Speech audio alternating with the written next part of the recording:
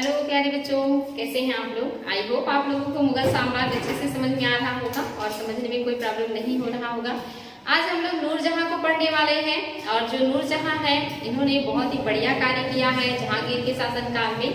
क्योंकि जो जहांगीर है बहुत दिनों तक प्रशासन में सक्रिय नहीं रहे। आपने देखा था कि 1605 ईस्वी में अकबर की मृत्यु हो गई। उसके बाद जो जहांगीर है ये शासक बनते हैं और 1611 में इन्होंने नूरजहां से विवाह किया और उसके बाद जो है प्रशासन पर धीरे धीरे करके जो नूरजहां है वो स्थापित हो जाती है और प्रशासन का जितना भी काम है या साम्राज्य का जितना भी कार्य है वो सब कुछ नूरजहां देखने लगती है और जहांगीर धीरे धीरे करके प्रशासन से पीछे हट जाते हैं। तो चलिए बच्चों देखते हैं नूरजहां को।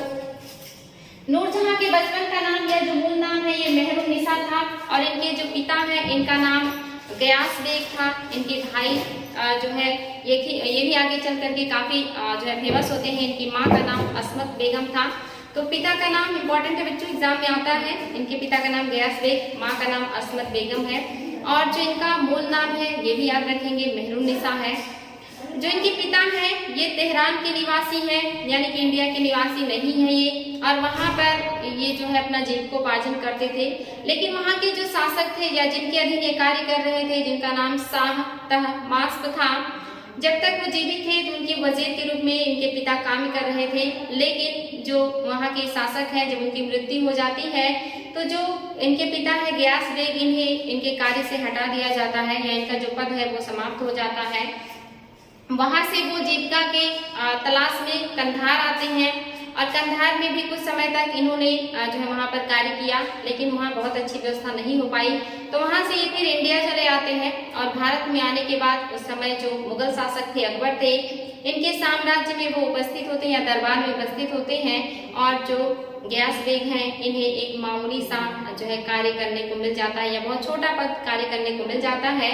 लेकिन जो गयास बेग हैं ये अपनी योग्यता से और अपनी मेहनत से धीरे धीरे करके उच्च पद प्राप्त करते चले जाते हैं और आगे चल करके इन्हें मिर्जा के नाम से जाना जाने लगता है और इन्हें काबुल का सूबेदार भी बनाया जाता है और आगे चल के इन्हें और भी बेहतर पद जो है सुल्तान के द्वारा दिए जाते हैं क्योंकि ये बहुत ही योग्य व्यक्ति थे। जो मेहरुन्निसा है ये जो है इनकी पढ़ाई लिखाई के लिए इनके पिताजी ने बहुत अच्छे से व्यवस्था की थी। या मेहरुन्निसा जो थी ये बहुत पढ़ी लिखी थी, बुद्धिमान महिला थी और उस समय की मतलब जो अद्वितीय खूबसूरत महिला है, बहुत चरित्रवान महिला है, इस तरह का जो है उल्लेख किताबों में मिलता है। और 17 वर्ष की आयु में इनका जो विवाह है 1594 ईस्वी में अली कुली नामक व्यक्ति से कर दिया जाता है। और जो अली कुली है इन्हें अकबर ने सलीम के साथ नियुक्त कर रखा था। जब भी कोई अभियान पे जाना होता था तो जो सलीम है उनके साथ अली कुली भी जाते थे और काफी समय तक इन्होंने सलीम के साथ कार्य भी किया था और बिना किसी हथियार के यानी कि निहत्थे इन्होंने शेर को मारा था। इसी उपलक्ष्य में जो जहांगीर है उन्होंने अली कुली का नाम शेर खां रख दिया था और उन्हीं शेर खां की जो पत्नी है वो मेहरुन्निसा है। तो इम्पोर्टेंट है बच्चों ये सारी चीजें हैं। यहाँ पे आप देखेंगे कि किस तरह से आते हैं और काबुल से धीरे धीरे करके ये फिर जो है आगे बढ़ते जाते हैं। मेहरुन्निसा है जो इनकी शिक्षा दीक्षा पे विशेष ध्यान दिया गया है और इनका जो शादी है वो अली कुली से कर दिया गया है। और जो अली कुली है इन्हें आगे चल करके शेर खां की उपाधि जो है वो जहांगीर ने दिया है और जब अकबर की मृत्यु हो जाती है तो जो जहांगीर है अली कुली उनके अंडर में आ जाते हैं। क्योंकि जो अली कुली है इनको जहांगीर के साथ नियुक्त किया था अकबर ने, इसलिए जो अली कुली है ये अकबर के प्रति ज्यादा निष्ठा या वफादारी दिखाते हैं और जब सलीम विद्रोह करते हैं तो उस समय जो अली कुली है ये अकबर का साथ देते हैं विद्रोह को दमन करने में। लेकिन अकबर की मृत्यु के बाद जो जहांगीर है इनके साथ अच्छा व्यवहार करते हैं, यानी कि इनके साथ कोई दुर्व्यवहार नहीं करते और इन्हें बंगाल में जो है एक मामूली पद पे जो है सौंप करके वर्तमान में नियुक्त कर देते हैं जहांगीर।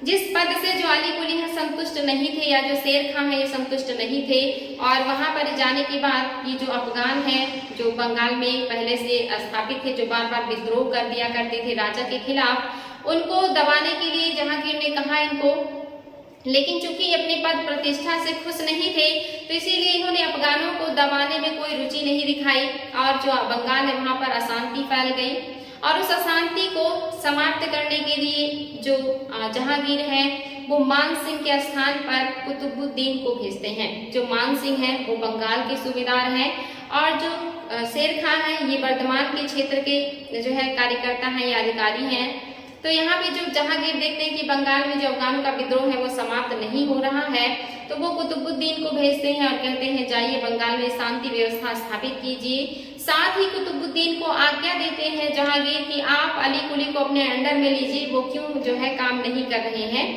तो जो अली कुली हैं ये 1507 ईस्वी में जब शेर खां के विरुद्ध कार्रवाई करने जाते हैं, यानी कि उन्हें अपने अंडर में लेने के लिए जाते हैं, तो जो शेर खां है उनसे इनकी झड़प हो जाती है, जिसमें शेर खां ने अली कुली की हत्या कर दी। और जो अली कुली के अंगरक्षक रहते जो शेर खां जब अली कुली जो है यानी कि शेर खां है उन्होंने जब कुतुबुद्दीन को मार दिया, जो कि सूबेदार बन करके गए थे, तो जो कि ये सूबेदार थे, बड़े अधिकारी थे, तो उनके साथ और भी बहुत सारे अंगरक्षक या सिपाही थे, तो उन सिपाहियों ने अली कुली या शेर खां को भी मार दिया, यानी दोनों लोगों की वहां पे मृत्यु हो गई। शेर खां ने कुतुबुद्दीन को मारा और कुतुबुद्दीन के जो अंगरक्षक थे या जो सिपाही थे या जो सैनिक थे उन लोगों ने मार दिया शेर खां या अली कुली को। इस तरह के वर्धमान और जो बंगाल है दोनों लोगों के जो जगह के अधिकारी हैं वो समाप्त हो जाते हैं। और जो मेहरुन्निसा है जो शेर खां की पत्नी थी, उनकी एक पुत्री भी थी जिसका नाम लाडली बेगम था। जब जहांगीर को इस बात का पता चलता है कि जो शेर खां है उनकी भी मृत्यु हो गई है और कुतुबुद्दीन जो है उनकी भी मृत्यु हो गई है, तो कुतुबुद्दीन की जगह पे इस्माइल खां को जो है वहां का सूबेदार बना के भेजा जाता है। और जो मेहरुन्निसा है इनको बंगाल से बुला लिया जाता है राजधानी में, और राजधानी में बुलाने के बाद जो जहांगीर हैं जिनकी माँ है रुकैया बेगम, यानी कि जो अकबर है उनकी कई पत्नियां थी, पहला विवाह जो अकबर का था रुकैया बेगम से हुआ था जो हिंदाल की पुत्री थी, उन्हीं की सेवा में मेहरुन्निसा को नियुक्त कर दिया जाता है और वो उन्हीं की जो है दासी के रूप में कार्य करना शुरू कर देती हैं। और आगे चल करके एक रोज जो नवरोज का त्योहार चल रहा था 1611 ईस्वी के घटना है, उस दिन जो जहांगीर है वो मेहरुन्निसा को देखते हैं और उनकी खूबसूरती पर आसक्त हो जाते हैं और उसके बाद जो है उनसे विवाह कर लेते हैं। और विवाह करने के बाद जो मेहरुन्निसा है इनको नूर-ए-महल या नूर-ए-जहां यानी कि दो उपाधियां देते हैं। नूर-ए-महल यानी कि महल का नूर या महल का प्रकाश, और दूसरा उपाधि नूर-जहां यानी कि पूरे जहां का प्रकाश या रोशनी। ये जो है उपाधि जहांगीर के द्वारा नूरजहां को दिया गया। जब नूरजहां की शादी जहांगीर से हो रही थी उस समय नूरजहां ने अपने लिए एक विशेष ड्रेस बनवाया था, विशेष शाही पोशाक बनवाया था जिसे नूर महली नाम दिया गया उस समय, यानी कि ये पहली फैशन डिजाइनर मानी जाती है नूर महली। उस ड्रेस का नाम नूर महली जो है रखा गया, जो इन्होंने डिजाइन करवाया था अपने लिए शादी के अवसर पर, इसे नूर महली नाम दिया गया था। और ये पहली फैशन डिजाइनर की तरह थी जिन्होंने कपड़े को खुद डिजाइन करवाया था, इन्हीं के मार्गदर्शन में ये ड्रेस बनाया गया था। यहाँ तक कि इनकी जो माँ है जिनका नाम अस्मत बेगम है, इन्होंने इत्र जो है गुलाब से इत्र निकालने की विधि को ढूंढा था। ये एग्जाम में बहुत ज्यादा आता है क्वेश्चन कि गुलाब से इत्र निकालने की जो पद्धति है ये किसने ढूंढा है, तो नूरजहां की माँ अस्मत बेगम ने ही इस पद्धति को ढूंढा था और इस पद्धति को उन्होंने नूरजहां को भी सिखाया था। नूरजहां एक विद्वान और जो है उदार महिला थी। इन्होंने बहुत सारे विद्वानों को संरक्षण दिए थे और इसके अलावा इन्होंने बहुत सारा दान भी दिया था। साथ ही इन्होंने बहुत सारे जो गरीब या निर्धन लड़कियां थी उनका विवाह भी करवाया था। काफी जो है संख्या में उन्होंने इस तरह के कार्य किए थे। साथ ही इन्होंने कश्मीर में शालीमार बाग और निशांत बाग नामक दो बाग भी बनवाया था। और बाग लगाने की जो परंपरा है भारत में बाबर ने शुरू किया था। ये भी इम्पोर्टेंट है बच्चों कि भारत में जो है बाग लगाने की परंपरा को बाबर ने शुरू किया था। और खास करके बाबर मीन्स कि बाबर ने जो शुरू किया वो ज्यामिति विधि द्वारा जो है बाग लगाने की पद्धति बाबर ने भारत में शुरू किया था। एग्जाम में क्वेश्चन आ सकता है कि ज्यामितीय विधि द्वारा बाबर ने या किस शासक ने बाग लगाने की पद्धति भारत में शुरू किया था, तो बाबर ने, क्योंकि बाबर जो है नेचर प्रेमी थे, इन्हें नेचर से बहुत प्यार था, इसलिए इन्होंने भारत में बहुत सारे बाग लगवाए थे और वो बाग जो है इन्होंने ज्यामितीय पद्धति पर लगवाए थे, इसीलिए एग्जाम में क्वेश्चन बनता है। और इनके जो आगे के जो है वंश में आने वाले शासक हैं उन लोगों ने भी इस तरह की चीजों पर ध्यान दिया है। खास करके आप देख रहे हैं जहांगीर के शासनकाल में नूरजहां ने कश्मीर में शालीमार बाग और निशांत बाग भी जो है बनवाया था या लगवाया था। तो इम्पोर्टेंट है बच्चों, ये है नूरजहां और इनके बारे में ये कुछ मूल बातें जो आपने देखा। अब हम देखते हैं कि नूरजहां का राजनीतिक प्रभुत्व, यानी कि ये तो था शादी तक की उनकी जो है कहानी कि किस तरह से उनका जन्म हुआ और कैसे कैसे शादी हुआ और किस तरह से उनका जो है मलिका ये जहां बनी। और आगे जब वो शासिका बन जाती है, यानी कि जब उनका विवाह हो गया है जहांगीर से, तो आगे धीरे धीरे करके वो शासन पर अपना प्रभुत्व स्थापित करना शुरू कर देती हैं और जो जहांगीर है वो धीरे धीरे पीछे हटने लगते हैं। यहाँ तक कि शादी के कुछ ही वर्षों में जो नूरजहां है ये जो है अपने पति के पीछे से कार्य कर रही थी, यानी कि उनका पूरा निर्देश होता था, उनकी हर निर्णय में उनकी पूरी सहमति ली जाती थी। साथ ही अपने पति के साथ झरोखा दर्शन में भी शामिल हुआ करती थी। इसके अलावा जो भी सिक्के ढलाई होते थे उसमें जहांगीर के नाम के साथ साथ नूरजहां का नाम भी अंकित होता था। इसके अलावा जितना भी राज्याधीश या राज्य की तरफ से घोषणाएं की जाती थी उसमें भी जहांगीर के साथ साथ इनका भी साइन जो है होता था और जितनी भी चीजें होती थी उस पर इनका महत्वपूर्ण प्रभाव होता था। धीरे धीरे करके जो जहांगीर है ये इनको हर तरह का पावर दे देते हैं कि आप जो चाहे निर्णय लें, जैसे चाहे साम्राज्य को चलाएं और इनको जो है मलिका ये जहां यानी कि हिंदुस्तान की मलिका बना देते हैं और कहते हैं कि मुझे आनंद लेने के लिए सिर्फ एक सेर शराब और आधा सेर मांस की जरूरत है, इसके अलावा मुझे कुछ नहीं चाहिए। और वो खुद शराब और इन सारी चीजों में डूबे रहते हैं और जो प्रशासन का कार्य है वो धीरे धीरे जो है नूरजहां के हाथों में पूरी तरह से आ जाता है और सारा जो उत्तरदायित्व है आप नूरजहां उसको निभाने लगती हैं। तो यहाँ से ये जो है शुरू कर देती है अपना कार्य करना। धीरे धीरे जो इनके सगे संबंधी हैं, जो नूरजहां हैं, इनके जितने भी सगे संबंधी हैं उन सबको योग्यता के अनुसार पदों पर नियुक्त किया गया और नियुक्त ही नहीं शीघ्र ही उनके पदों में उन्नति भी करना शुरू कर दिया गया, यानी कि बड़े से बड़ा मनसबदार और अच्छे से अच्छा जो पद है वो नूरजहां के सगे संबंधियों को मिलने लगा। उनके जो पिता हैं इनको एतमादुद्दौला की उपाधि दे करके 7,000 का मनसब दिया गया, जो कि उस समय जो है अमीरों में उच्च पद या उच्च मनसब माना जाता था, वो इनके पिता को मिला। इनके जो भाई हैं इनको आसफ खां की उपाधि दी गई, जिनका नाम अबुल हसन था, इनको आसफ खां की उपाधि दी गई और साथ ही उन्हें जो है 3,000 का मनसब प्रदान किया गया, जो कि अपने आप में एक उच्च पद है। इसके अलावा नूरजहां के अन्य भी 2 भाई थे, उन्हें भी महत्वपूर्ण पद खास करके बंगाल में जो है सेनापति के रूप में भेजा गया था। तो नूरजहां के जितने भी सगे संबंधी हैं उन सबको जो है अच्छे अच्छे पद दिए जा रहे हैं और उसमें बढ़ोतरी भी की जा रही है। आगे चल करके जो नूरजहां है धीरे धीरे किस तरह से जो है प्रभावी होते जा रही है प्रशासन में। और उसी दरमियान आप देखेंगे कि जो अर्जुमंद बानो बेगम यानी कि ये है जो आसफ खां की जो है पुत्री है, इनका नाम है अर्जुमंद बानो बेगम, यानी कि जो नूरजहां है उनके भाई की पुत्री है अर्जुमंद बानो बेगम, जिनका विवाह खुर्रम से हो जाता है। इंपॉर्टेंट है बच्चों, एग्जाम में आता है कि अर्जुमंद बानो बेगम किसकी पुत्री थी, तो ये जो है आसफ खां की पुत्री थी और इनका विवाह खुर्रम से हुआ था, जो आगे चल करके शाहजहां के नाम से प्रसिद्ध होंगे। और यही जो अर्जुमंद बानो बेगम है ये आगे चल के मुमताज महल के नाम से प्रसिद्ध होंगी। तो यही वो मुमताज महल है जिनकी याद में खुर्रम यानी कि शाहजहां ने ताजमहल का निर्माण किया था। इंपॉर्टेंट है बच्चों, ध्यान देंगे इसको।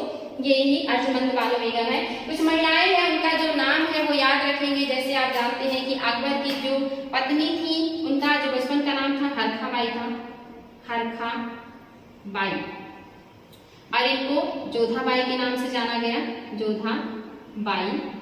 और अकबर ने इन्हीं को मरियम उज जमानी की उपाधि भी दी थी, मरियम उज मानी।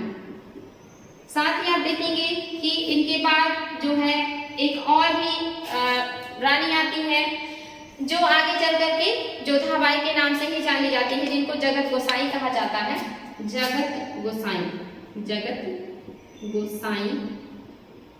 इनका भी उपनाम जो है जोधाबाई था, जोधाबाई। इनको जहांगीर ने मलिका ए जहां की उपाधि दी थी, मलिका ए जहां।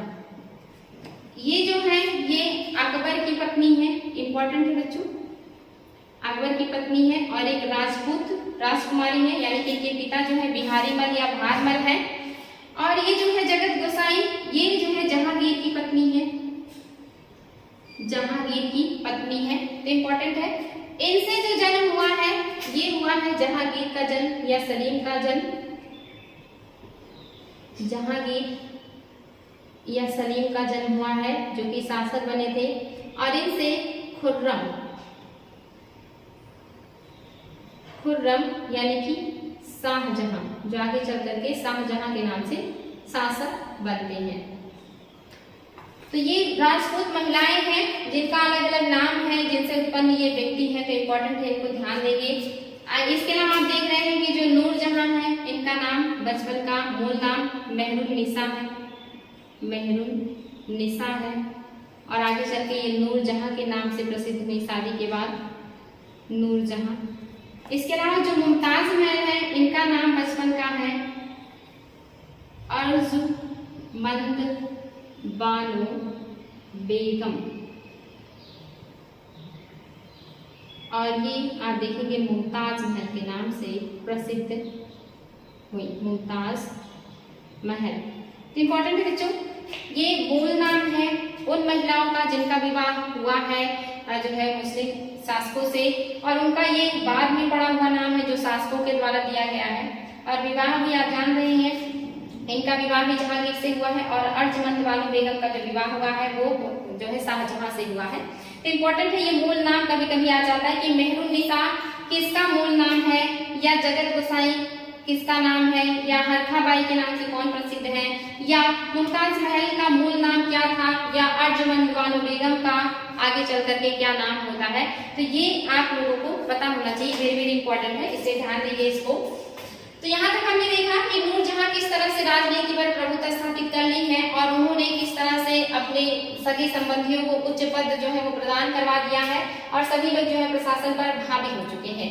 अब आगे जो आपका नेक्स्ट स्टडी है बच्चों, ये है नूरजहां का गुट, यानी कि नूरजहां ने गुट भी बनाया है। जो नूरजहां है इनका जब विवाह हो जाता है तो विवाह के कुछ ही वर्षों में नूरजहां ने एक गुट बना लिया था, और उस गुट में इनके पिता गयास बेग, इनकी माँ अस्मत बेगम, इनके भाई आसफ खां और खुद नूरजहां, 4 लोग ये थे, और साथ ही जो खुर्रम है यानी कि शाहजहां ये भी थे। यानी कि महत्वपूर्ण जो 5 व्यक्ति हैं ये इस गुट में शामिल है, और यही महत्वपूर्ण व्यक्ति जो है प्रशासन को पूरी तरह से कंट्रोल किए हुए हैं। तो ये जो गुट है ये जो भी निर्णय लेता है जहांगीर उसी पे मुहर लगा दिया करते थे, यानी कि ये गुट ही सबसे ज्यादा प्रभावशाली तरीके से वर्क कर रहा था। और इन गुटों से जो अमीर वर्ग थे वो काफी असंतुष्ट रहते थे, लेकिन जो शक्ति थी चूंकि इन्हीं गुटों के लोगों के पास थी, इसलिए उनकी कोई चलती नहीं थी, और वो ना चाहते हुए भी इन सारी चीजों को देख रहे थे या सफर कर रहे थे। लेकिन ये जो गुट है ये ज्यादा दिनों तक चल नहीं पाया, और इसमें भी विभाजन हो गया। और ये जो गुट है इसका 2 काल है, यानी कि जो नूरजहां है इन्होंने जो गुट बनाया है इसको नूरजहां गुट या जुनता गुट के नाम से भी जाना जाता है। बच्चों याद रखेंगे, कभी पूछ ले कि जो नूरजहां ने गुट बनाया था उसे किस नाम से जाना गया, तो इसे नूरजहां गुट या जुनता गुट के नाम से जाना जाता था, और जिसमें जो नूरजहां है इनका प्रभुत्व था, जिसको 2 भागों में बांटा गया है।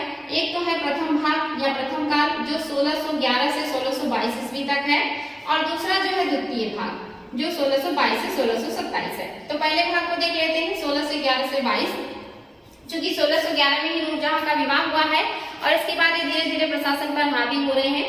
तो 1611 से 22 तक का जो काल है ये नूरजहां के पक्ष में था, या यहाँ पर जो महत्वपूर्ण रूप में जो नूरजहां है यही प्रशासन पर हावी है।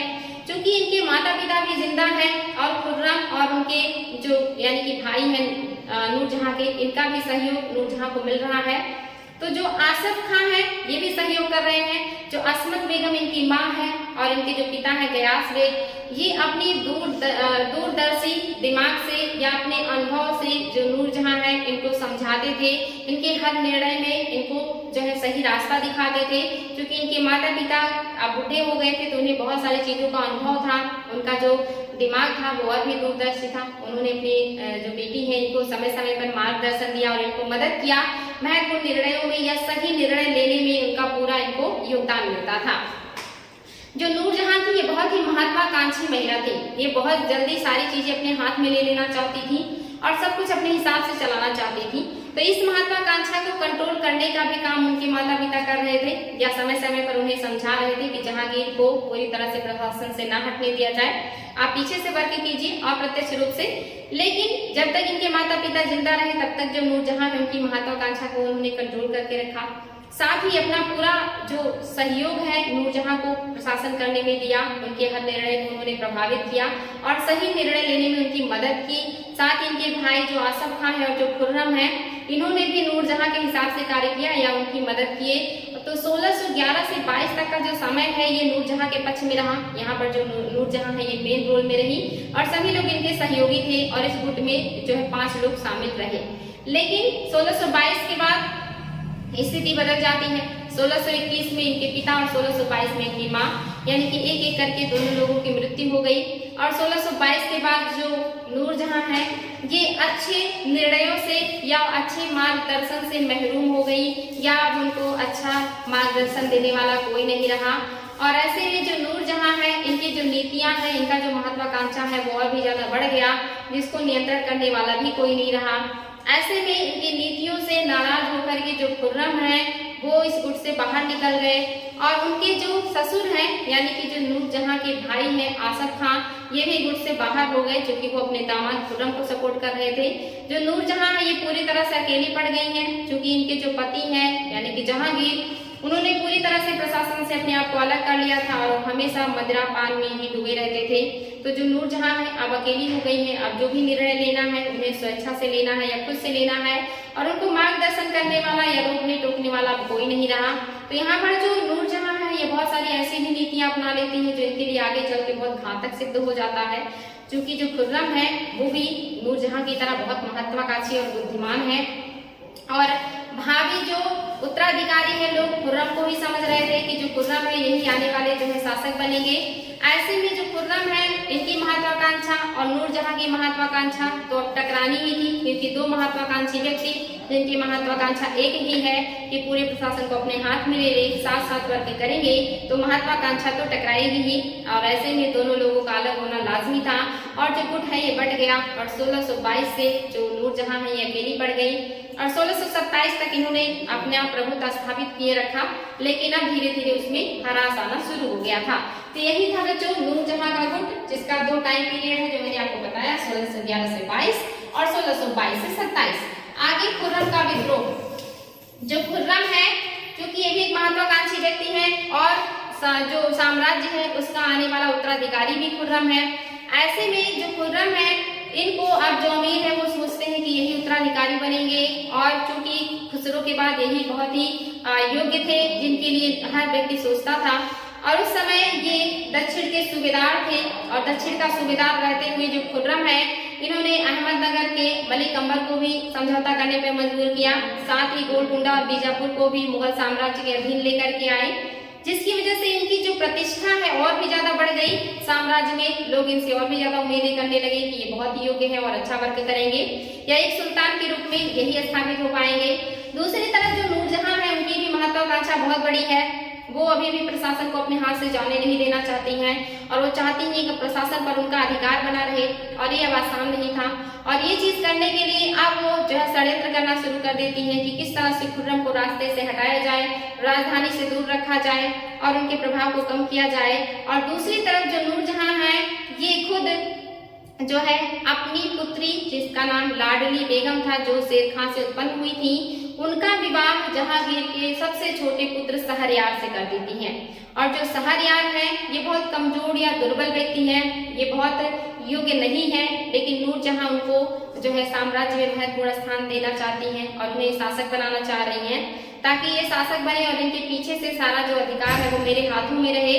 और दूसरी तरफ जो खुर्रम है ये अब अपना जो है धीरे धीरे अपना प्रभुत्व स्थापित कर रहे हैं और इनका सपना है कि सुल्तान मैं ही बनूं। तो यहाँ पर जो नूरजहां है ये सोच रही है जो खुर्रम है उनका प्रभाव कम हो और जो शहरयार है इनका प्रभाव बढ़े। और इसी टाइम में देखेंगे आप कि विद्रोह हो जाता है और उस विद्रोह को दबाने के लिए खुर्रम को भेजा जाता है, यानी कि 1621-22 में दक्कन के वायसराय हैं और उसी समय उन्होंने वहाँ के साम्राज्य को अपने अधीन किया है और ये उत्तराधिकारी के रूप में स्थापित हो रहे थे। लेकिन 1622 में एक घटना हुई जब ईरान के शाह ने कंधार पर अधिकार कर लिया और उसे अपने साम्राज्य में मिला लिया। ऐसे में नूरजहां के दिमाग में एक बात आई कि क्यों ना जो खुर्रम है इनको जो है कंधार भेज करके राजधानी से दूर रखा जाए, ताकि इनका जो प्रभाव है राजधानी पर कम स्थापित हो। और यहाँ पर जो जहांगीर है उनसे कहलवाती है कि आप खुर्रम को जो है कंधार विजय करने का अभियान दीजिए या उनको जो है आदेश दीजिए। जहांगीर ने ऐसा ही किया और उन्होंने खुर्रम को आदेश दिया कि आप जाइए कंधार विजय कीजिए और उसे वापस अपने साम्राज्य में मिलाइए। खुर्रम को यहाँ पे षड्यंत्र का जो है अंदेशा होने लगता है, उन्हें लगने लगता है कि जानबूझकर ऐसा किया जा रहा है और वो शाही आदेश मानने से इनकार कर देते हैं। और फिर नूरजहां को मौका मिल जाता है जहांगीर को भड़काने का और वो जहांगीर को खुर्रम के विरुद्ध भड़काना शुरू कर देती हैं। और उसके बाद जो जहांगीर है वो नाराज होते हैं और खुर्रम के खिलाफ शाही आदेश जारी करते हैं कि दक्षिण में जितनी भी सेना है उसे जितने भी अधिकारी हैं उन सबको आप राजधानी भेज दीजिए। इसका मतलब ये था कि जो खुर्रम है इनको दक्षिण के सूबेदारी से हटाया जा रहा है और वहाँ की जो कार्यभार है वो शाही सेना को सौंपा जा रहा है। और दूसरी तरफ जो नूरजहां है इन्होंने शहरयार को जो है इनके मनसब में वृद्धि कर दिया और वृद्धि करवाने के बाद इन्हें जो है कह दिया गया कि आप जाइए और कंधार विजय कीजिए, यानी कि कंधार विजय का जो अधिकार है वो दे दिया गया है शहरयार को। साथ ही इन्हें धौलपुर का सूबेदार भी बना दिया गया, या जो धौलपुर की जागीर है वो शहरयार को दे दी गई। और इसके अलावा कंधार विजय का जो अभियान है उसका जो सेनापति है उसे भी शहरयार को दे दिया गया और उनके मनसब में वृद्धि कर दी गई। इस बात से जो खुर्रम है ये काफी नाराज हुए और नाराज होने के बाद इन्होंने जो है 1623 ईस्वी में विद्रोह कर दिया और इस बात को या इस राजाज्ञा को मानने से इनकार कर दिया कि शाही सेना को वो वापस भेज दें। और इसके बाद विद्रोह करने के बाद ये आगरा की तरफ बढ़ते हैं, जहां पर जो महावत खान है और जो युवराज परवेज है ये शाही सेना का नेतृत्व कर रहे थे और जिसमें जो खुर्रम है वो हार जाते हैं। परवेज और महावत खान उन्हें हरा देते हैं और जो खुर्रम है ये फिर से भाग करके बंगाल चले जाते हैं और बंगाल जाने के बाद वहां के सूबेदार से मदद लेकर के बिहार पर अधिकार कर लेते हैं और रोहतास के किले पर अधिकार कर लेते हैं, जो इस समय का बहुत ही महत्वपूर्ण और मजबूत किला था। रोहतास के किले पर अधिकार करने के बाद जो खुर्रम है वो इलाहाबाद की तरफ बढ़ते हैं कि इलाहाबाद के किले पर भी अधिकार कर लें, लेकिन इलाहाबाद के किले पर वो अधिकार नहीं कर पाते हैं। जो शाही सेना है उनसे मुठभेड़ में वो हार जाते हैं और उन्हें फिर से विवश होकर के दक्षिण की तरफ भागना पड़ता है। और दक्षिण की तरफ भागने के बाद ये वहाँ के जो मलिक अंबर है जो कि अहमदनगर के सूबेदार हैं या वहाँ के प्रधानमंत्री हैं उनसे मदद मांगते हैं और मलिक अंबर ने इनको मदद दिया और उनकी सेना को लेकर के और अपनी सेना को लेकर के जो खुर्रम है ये खान देश की जो राजधानी है बुरहानपुर उसके किले का घेरा डाल देते हैं। लेकिन शाही सेना के हाथों ये दोनों लोग पराजित हो जाते हैं। ऐसे में बार बार पराजय और किसी से मदद न मिलने की उम्मीद में जो खुर्रम है ये आते हैं और जहांगीर से माफी मांगते हैं और कहते हैं कि हमें माफ कर दीजिए, हमसे गलती हो गई। और यहाँ पर जो जहांगीर है उनके सामने शर्त रखते हैं कि हम आपको माफ कर देंगे, लेकिन आपने जो रोहतास का किला और जो असीरगढ़ का किला अपने कब्जे में रखा है उसे शाही सेना के हवाले कीजिए या साम्राज्य के हवाले कीजिए। साथ ही अपने दो पुत्र औरंगजेब और दारा शिकोह को हमारे दरबार में जमानत के तौर पर भेजिए, इसके बाद आपको माफ किया जाएगा। शाहजहां ने ऐसा ही किया, उन्होंने अपने दोनों पुत्रों को दरबार में भेज दिया और असीरगढ़ का किला और साथ ही जो इसके पहले उन्होंने रोहतास का किला जीता था उन दोनों किलों को साम्राज्य को सौंप दिया। जहांगीर ने खुर्रम को माफ कर दिया और उनको जीविकोपार्जन के लिए एक छोटी सी जागीर दे दी कि आप वहां से अपना जीविकोपार्जन करते रहे। तो ये था जहांगीर का जो है कार्य या मतलब उनके खिलाफ एक्शन और जो खुर्रम है इनका विद्रोह किस तरह से इन्होंने किया और एट लास्ट ये जो है समाप्त हो गया और ये बालाघाट का जो है इन्हें जागीर दिया गया जहाँ से अब इन्हें अपना जीविकोपार्जन करना था। इसके बाद जो विद्रोह हुआ है ये महावत खां का विद्रोह हुआ है 1626 ईस्वी में। ये जो महावत खां है ये बहुत योग्य और वफादार सेनापति थे। इन्होंने मुगल साम्राज्य की बहुत ज्यादा सेवा किया था, लेकिन जो ये महावत खां है ये जो राजकुमार या युवराज हैं जिनका नाम है जो है परवेज, ये परवेज के संरक्षक हैं और हमेशा परवेज के साथ रहते हैं, परवेज को बहुत ज्यादा मानते हैं। तो यहाँ पे जो नूरजहां है वो सोचती हैं कि कहीं ऐसा ना हो कि जो महावत खां है ये काफी पावरफुल है, शक्तिशाली है और इनका जो है नाम भी बहुत है। और कहीं ऐसा ना हो कि जो परवेज हैं इनको सुल्तान बना करके इनके संरक्षक के रूप में स्थापित हो जाएं, क्योंकि इसके पहले उन्होंने खुसरो का विद्रोह देखा था, जिसमें जो है रहीम की मदद से, रहीम खान खाना की मदद से उन्होंने विद्रोह किया था।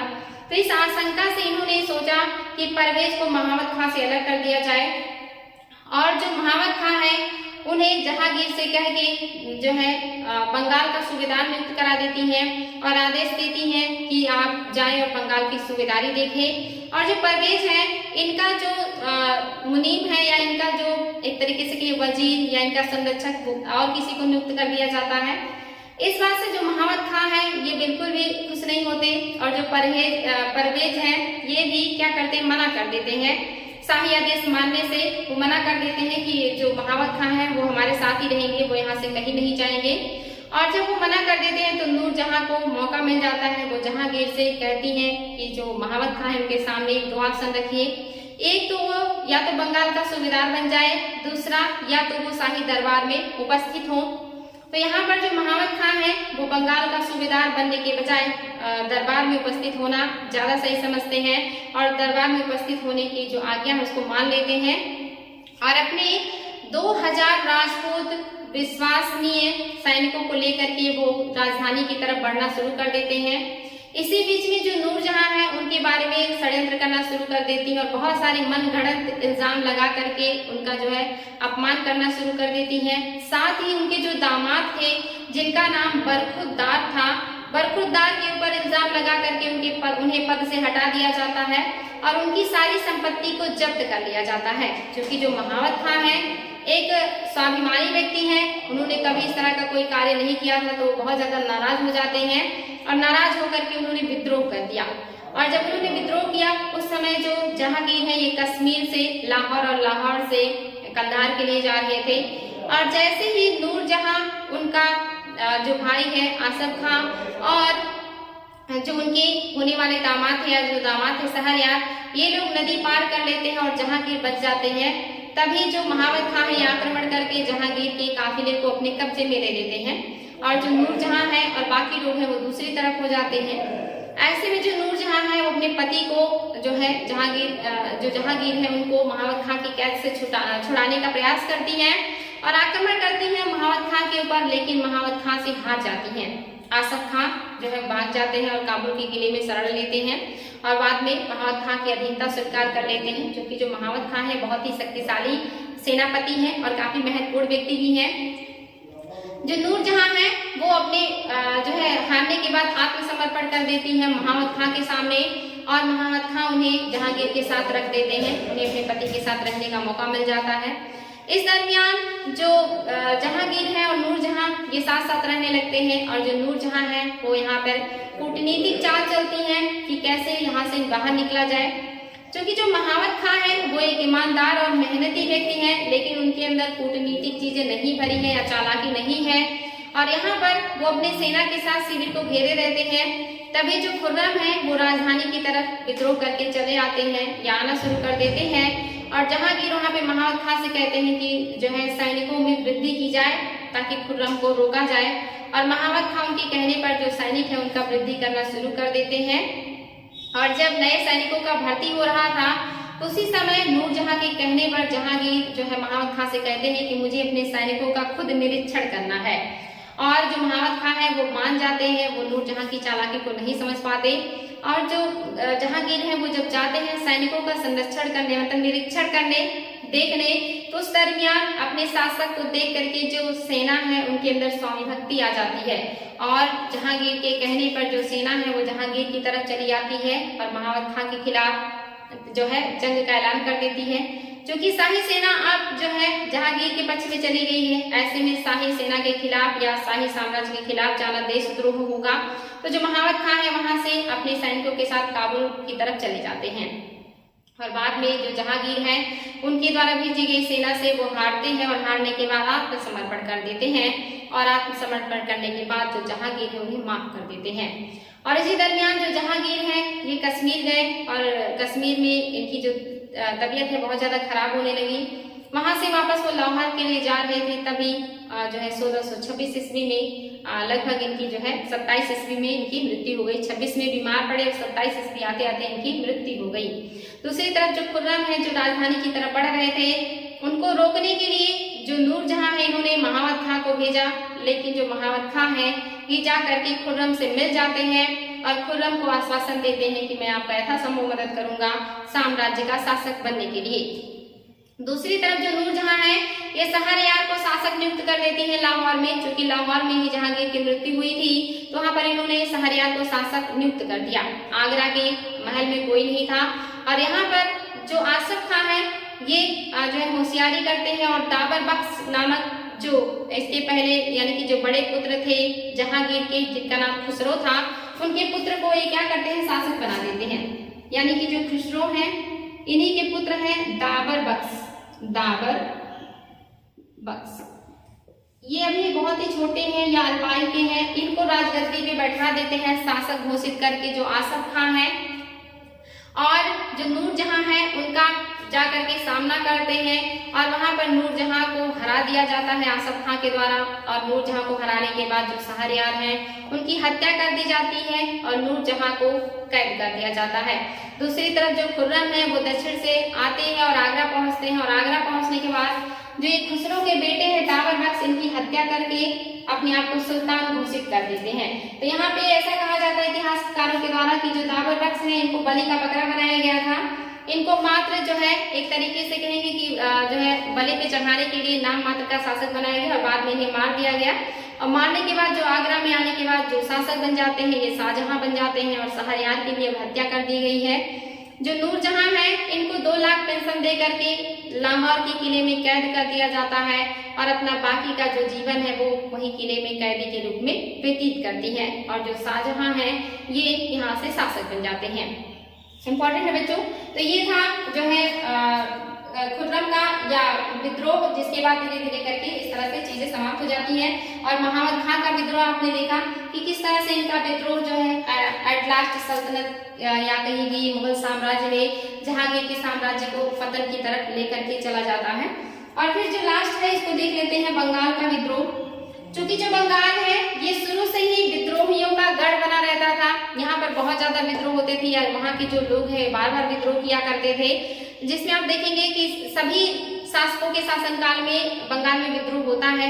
जब भी कोई शासक शक्तिशाली होता है और वहाँ पर नियंत्रण कर लेता है तो कुछ समय के लिए वहाँ नियंत्रण हो जाता है, लेकिन जैसे ही शासक कमजोर होता है या वहाँ का सूबेदार शक्तिशाली नहीं होता तो बंगाल अपने आप को स्वतंत्र कर लेता है। ये आप सल्तनत काल से ही देख रहे हैं कि बंगाल किसी की अधीनता ज्यादा दिनों तक स्वीकार नहीं करता है। और इस समय भी जब जहांगीर का शासनकाल है तो 1599 में विद्रोह किया था वहां पर उस्मान खां ने।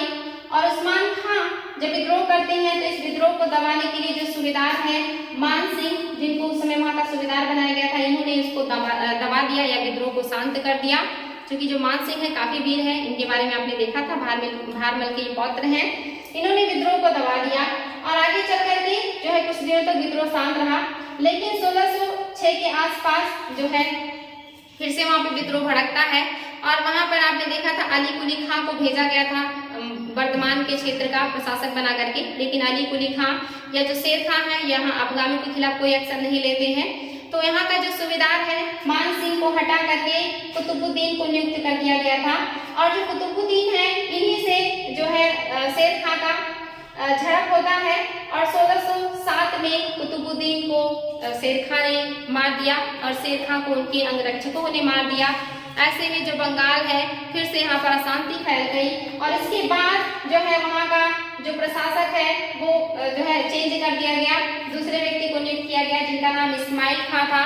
और जो इस्माइल खां थे ये बहुत ही योग्य थे। इन्होंने अपने दिमाग से, अपने जो है निष्ठा से, अपनी मेहनत से बंगाल में फिर से शांति स्थापित कर दिया और काफी समय तक जो है शांति वहाँ पे स्थापित रही। इन्होंने अपनी राजधानी ढाका को बनाया था और वहाँ पे काफी दिनों तक शासन किया।